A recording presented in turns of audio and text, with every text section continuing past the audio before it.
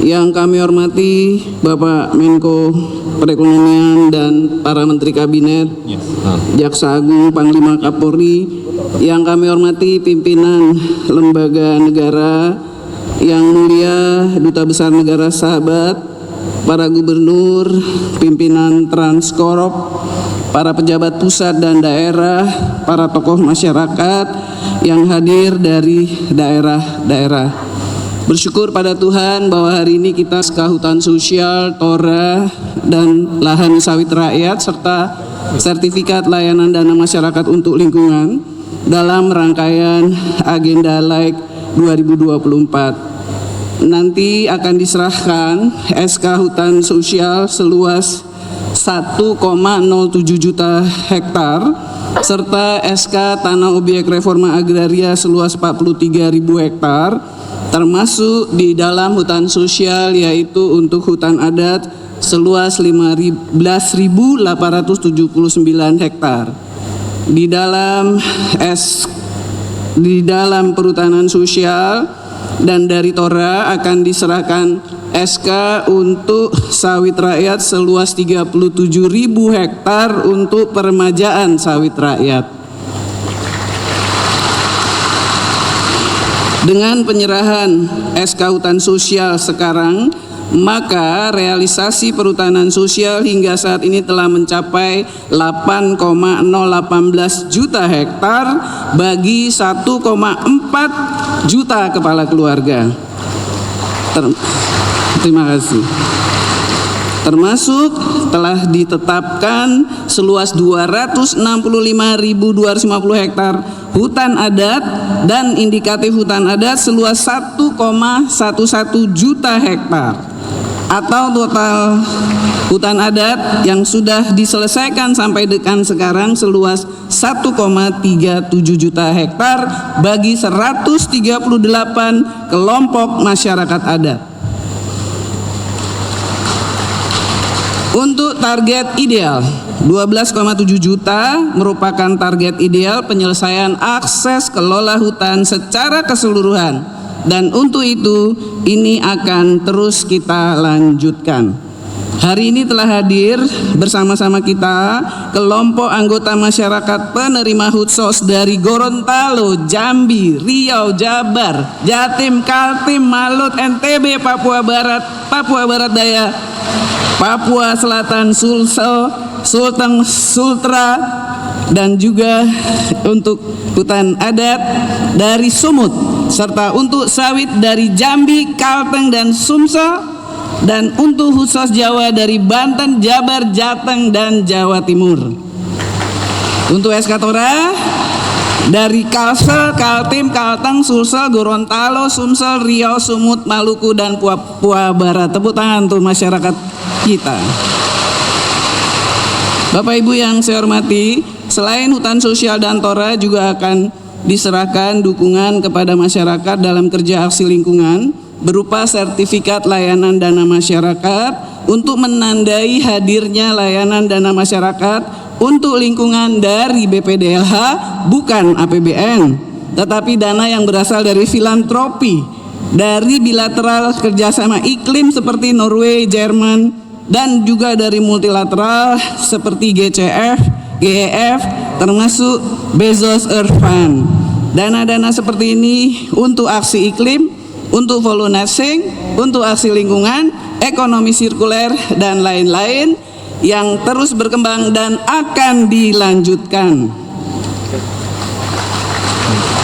Fasilitasi ini merupakan arahan dari Yang Terhormat Bapak Presiden pada 4 tahun yang lalu agar mendukung kerja-kerja masyarakat untuk lingkungan yang perlu difasilitasi. Misalnya kepada para penerima Kalpataru, sekolah adiwiyata, perguruan tinggi, kelompok bank sampah, dan lain-lain dalam rangka untuk penanaman pohon, mangrove, gambut, ekonomi sirkuler, dan lain-lain. Layanan dana masyarakat untuk lingkungan dari BPDLH diproyeksikan dengan skala senilai 2.000 sampai dengan 50.000 US dollar. Terima kasih kepada semua pihak atas kerja keras bersama, dan kita akan menunggu kehadiran Yang Terhormat Bapak Presiden untuk penyerahan secara langsung kepada masyarakat. Terima kasih kepada Pak Menko Ekonomi Bapak Erlangga Hartarto nanti untuk beberapa arahan beliau. Terima kasih, kurang lebih mohon maaf, mohon izin mengakhiri. Wassalamualaikum warahmatullahi wabarakatuh. Shalom Om, Santi Santi Santi Om. Menteri Lingkungan Hidup dan Kehutanan Ibu Siti Nurbaya.